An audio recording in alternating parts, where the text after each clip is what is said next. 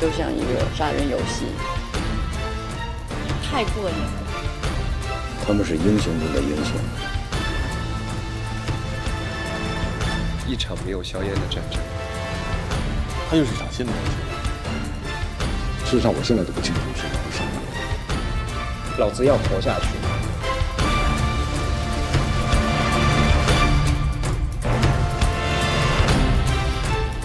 就像他是一个走钢索的人，走不好都摔下来了。做到一个忘我无我的一个状态，其他的都不重要。有人受伤，有人受刑，有人挨打，有人挨刀砍。对于我来说，就要付出比较多的时间，因为挺大的一个工程。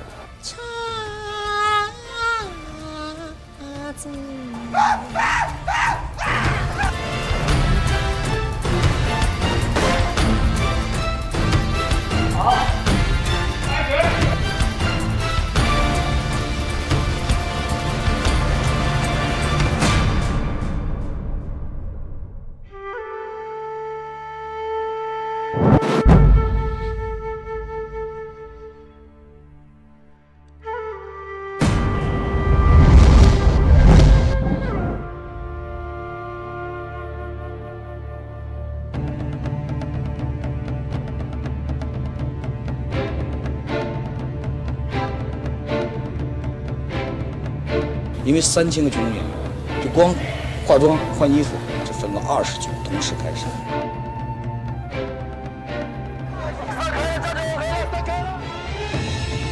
从美术来讲，它应该是一个全景式，可以体现出剧本里所展现的年代的这种气氛。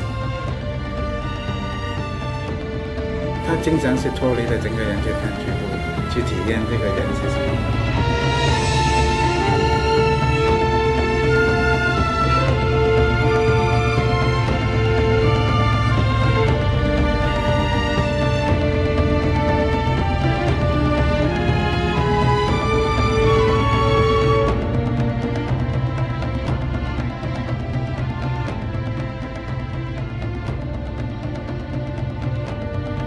片子一开始的前1分半钟，全部是用特效做出来的一个镜头。